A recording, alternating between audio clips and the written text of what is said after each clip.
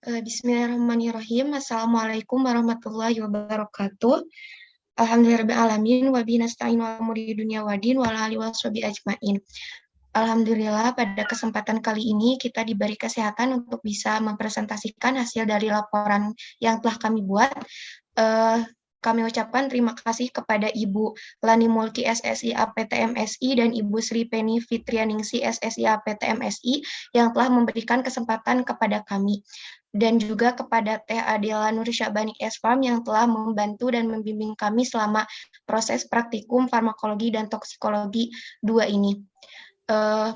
Kami dari kelompok B4 dengan beranggotakan Aldia Syafanur Waida dengan NPM 068, Lida Farida dengan NPM 069, Ainur Laila dengan NPM 070, Winnie Duyunianti dengan NPM 071, dan Almira Aziz dengan NPM 072 akan mempresentasikan hasil laporan yang telah kami buat terkait modul pengujian antiseptik dan desinfektan.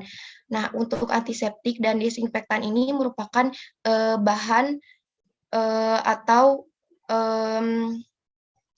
senyawa kimia yang sering kita temui dalam kehidupan sehari-hari, di mana untuk antiseptik ini contohnya seperti hand sanitizer, di mana pada umumnya mengandung antiseptik seperti alkohol 60-70%. Antiseptik ini digunakan pada kulit, umumnya pada kulit. Kemudian untuk disinfektan ini umumnya digunakan pada permukaan benda mati seperti benda-benda mati ataupun ruangan dan lantai.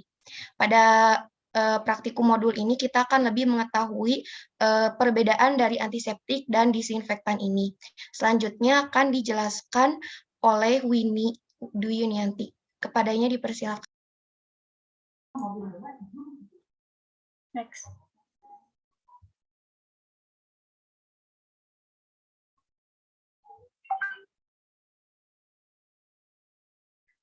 Tujuan pada praktikum kali ini yaitu dilakukan pengujian antiseptik atau desinfektan yang bertujuan untuk mengetahui perbedaan antara antiseptik dan desinfektan, mengetahui prinsip metode perbedaan pengujian, dan juga untuk mengetahui kegunaan pengujian metode kontak dengan metode difusi agar. Next.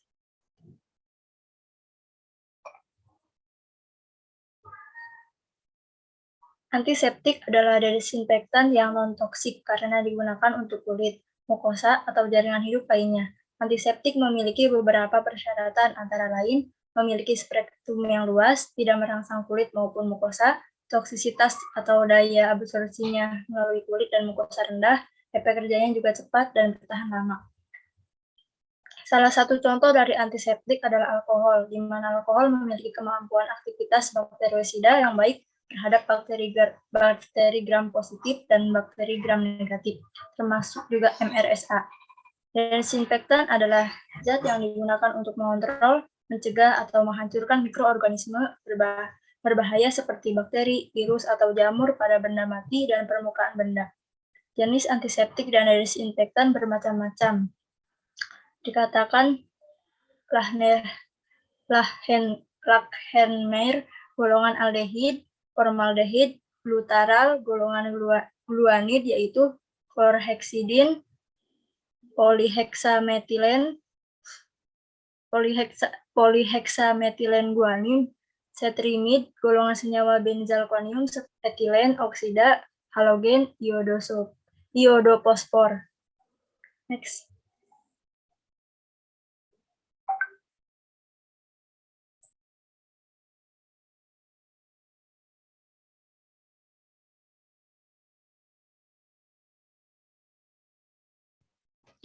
Kemudian alat dan bahan yang digunakan pada praktikum kali ini ialah alatnya seperti cawan petri, cotton swab, filter pipet, pipet tetes, pipet ukur, dan tabung reaksi.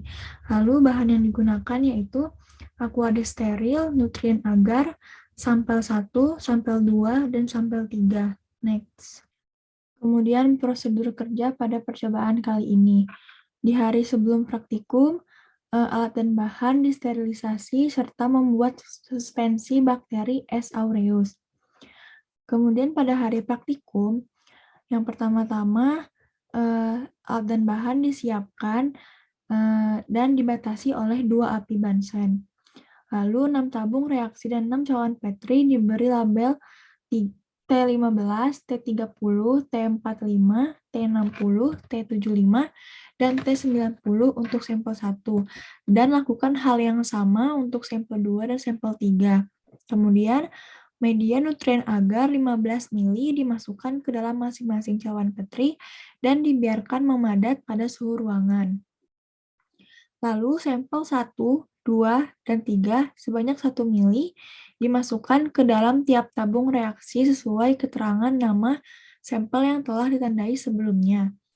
Kemudian, 1 tetes suspensi bakteri dimasukkan ke dalam masing-masing tabung reaksi sampel dan dikocok perlahan sesuai waktu yang tertera pada label. Perhitungan waktu dimulai saat meneteskan bakteri.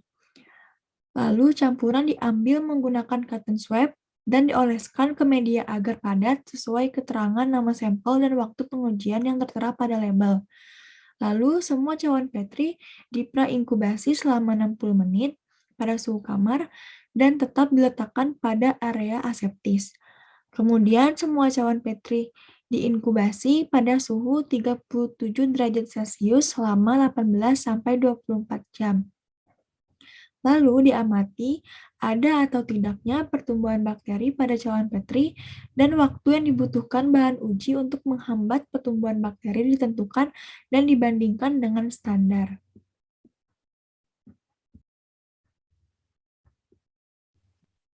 Lalu berikutnya ada data pengamatan yang telah kita peroleh pada sampel 1, sampel 2, dan sampel 3 yaitu antiseptik, disinfektan, dan bahan uji, di mana yang terdapat keterangan plus itu berarti ada pertumbuhan bakteri, di mana pada menit ke-15 dan ke-30 semuanya terdapat pertumbuhan bakteri. Pada menit ke-45 hanya pada sampel 1 dan sampel 3. Lalu berikutnya hanya pada sampel 3 saja di menit 60, 75, dan 90. Berikut ada gambar-gambar yang terlampir.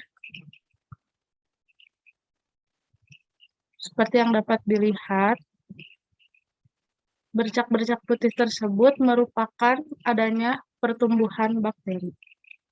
Lalu berikutnya akan dijelaskan oleh Rida Farida.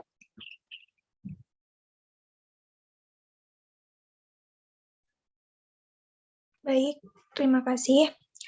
Di sini ada pembahasannya, yaitu pada praktikum kali ini dilakukan pengujian, yaitu pengujian antiseptik atau disinfektan, yang bertujuan untuk mengetahui atau perbedaan antara antiseptik dan disinfektan ini, mengetahui prinsip metode perbedaan pengujian dan juga untuk mengetahui kegunaan pengujian metode kontak dengan metode difusi agar. Sebelumnya, yaitu dilakukannya percobaan, alat dan bahan yang digunakan diharuskan steril agar pada saat percobaan bahan uji tidak terkena kontaminan kotor dari luar, sehingga pengujian dapat berjalan normal.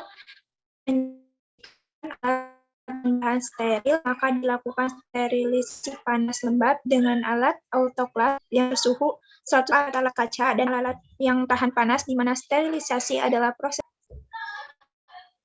Pada prosedur kerjanya aseptik yaitu dilakukan dengan beberapa cara.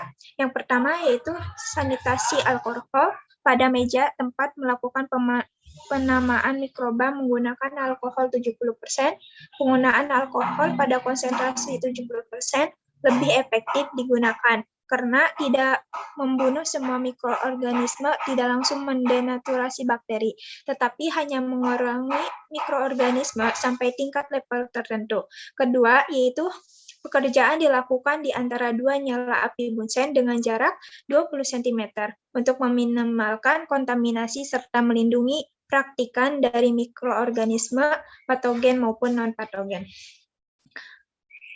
Selanjutnya yaitu penyalaan bunsen selama 10 menit sebelum bekerja bertujuan agar terjadi radiasi yang menyebabkan mikroorganisme yang tidak diinginkan menjauh.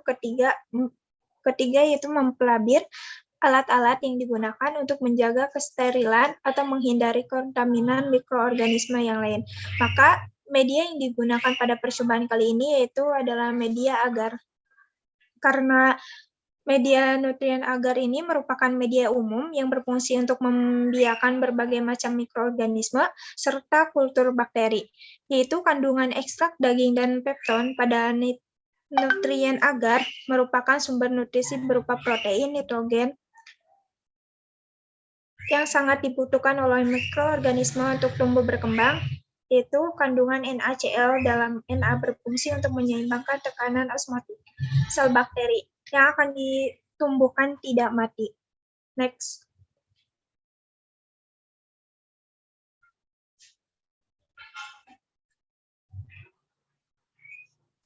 Selanjutnya yaitu ada 6 buah tabung reaksi dan 6 buah cawan Petri disiapkan dan diberi nama dengan T15 sampai T30, T45 per detik, T60 detik, sampai T90 detik. Selanjutnya itu ditambahkan media Na ke dalam seluruh cawan Petri, lalu dibiarkan memadat. Pada 6 tabung reaksi steril yang sudah ditandai, T15 sampai T90 itu disiapkan untuk satu sampel pengujian.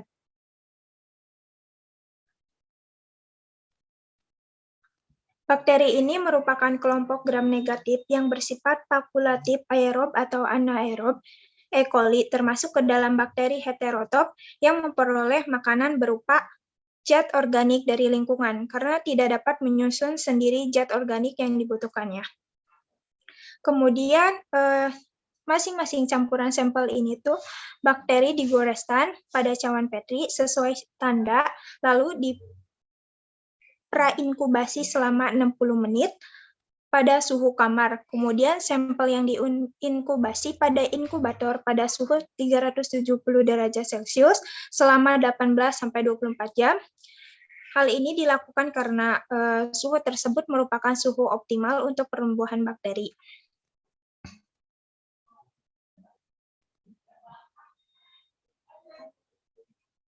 Next.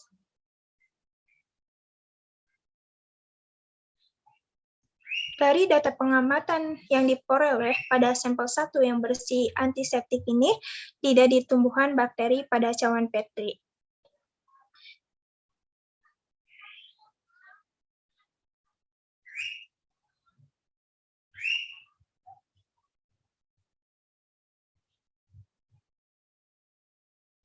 Jadi pada pengujian antiseptik ini dan disinfektan ini dengan metode koefisien penol, di mana prinsipnya yaitu dari pengujian ini sendiri adalah membandingkan aktivitas antimikroba suatu senyawa kimia terhadap penol dengan membagi pengenceran tertinggi senyawa uji yang membunuh mikroba dalam 10 menit.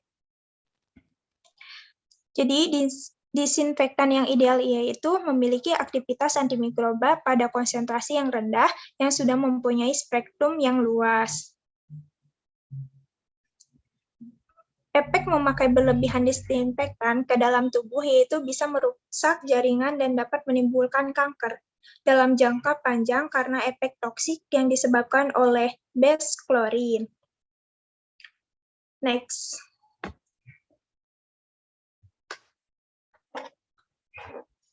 Pada kesimpulannya yaitu antiseptik adalah zat yang biasa digunakan untuk menghambat pertumbuhan dan membunuh mikroorganisme yang berbahaya patogenik.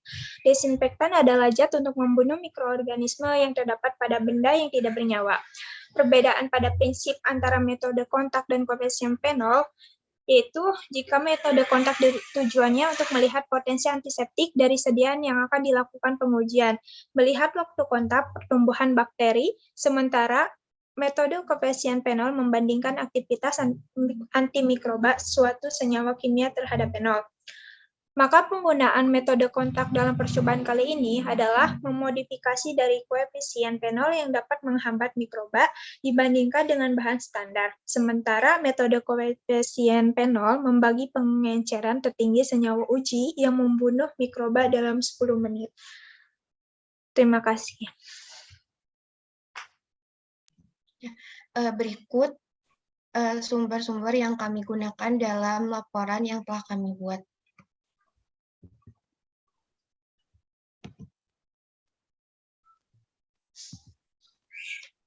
Terima kasih atas kesempatannya. Mohon maaf apabila masih banyak kekurangan. Wassalamualaikum warahmatullahi wabarakatuh.